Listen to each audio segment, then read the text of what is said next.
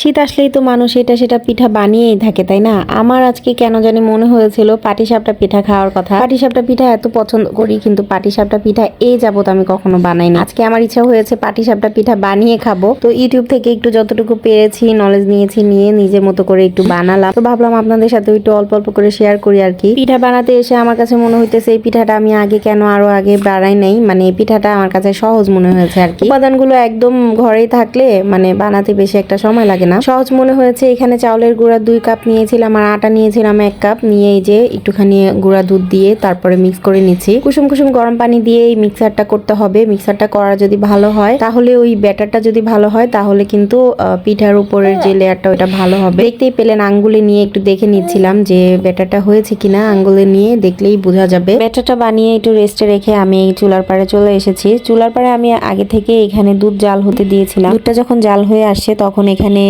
আগে থেকে ফ্রিজে আমি সর তুলে রেখেছিলাম। দুধ থেকে সর তুলে রাখায় এই সরগুলো আমি এই দুধের মধ্যে দিয়ে দিই। তারপরে আরো কিছুক্ষণ জাল দিয়ে নিয়ে এর মধ্যে দারচিনি, এলাচ, গরম মশলা দিয়ে দিলাম। 1 টেবিল স্পুনের মতো দিয়েছি পোলার চাল। পোলার চালটা যখন সিদ্ধ হয়ে আসবে তখন আমি এখানে চিনিটা অ্যাড করব।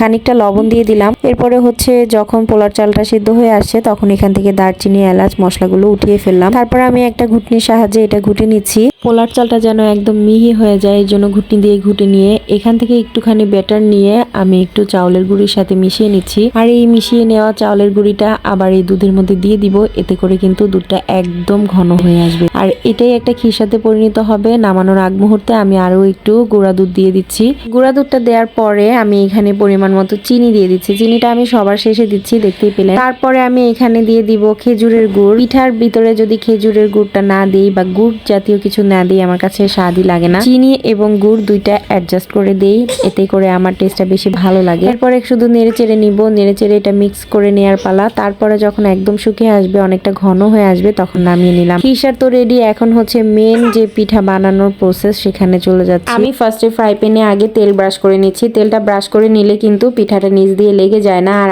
আমি যে ব্যাটারটা গুলিয়েছি, ব্যাটারটা এতটাই পারফেক্ট হয়েছিল। পিঠাটা কিন্তু এত সুন্দর হয়েছে, কোনো মোটাও না পাতলাও না। আর আমি যে দেওয়ার পরে একটু ঢেকে দিচ্ছিলাম। ঢেকে দেওয়ার পরে এখানে খিরসাটা দিয়ে দিব। বাসায় পিঠা বানালে একটু মন মতো খিরসা দিয়ে খাওয়া যায়। আর খিরসাটা এত পরিমাণে মজা হয়েছিল খিরসাটা। আর আমি যখন এই পিঠাটা বানাচ্ছিলাম তখন কিন্তু চুলার আঁচটা মিডিয়াম থেকে লো ফ্লেমের মধ্যে রেখেছি। যদি এরকম লাল লাল করতে চান তাহলে মিডিয়াম থেকে হাই ফ্লেমে একটু রাখতে হবে। এই কারণে কিন্তু পিঠাটা একদম একটু লালচে লালচে হবে। আর যদি এরকম সাদা সাদা করতে চান তাহলে মিডিয়াম থেকে লো ফ্লেমে রাখতে হবে। এতে করে কিন্তু কালারটা এরকম সাদা সাদা আসবে। তো পিঠা একটা একটা করে বানিয়ে নিচ্ছিলাম। তো আমি এখানে আরও একটা পিঠা বানিয়ে দেখাচ্ছি। আমি পিঠাটা দেওয়ার পরেই কিন্তু একটু ঢেকে দিয়েছি।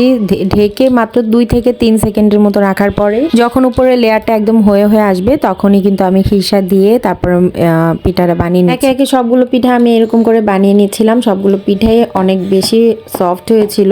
আর পিঠাটা বানানোর পরেও অনেকক্ষণ নরম ছিল, কোনো শক্ত হয়ে যায়নি বা ফেটে যায়নি। তো আজকের এই পিঠা রেসিপি কেমন লেগেছে অবশ্যই কমেন্ট করে জানাবেন।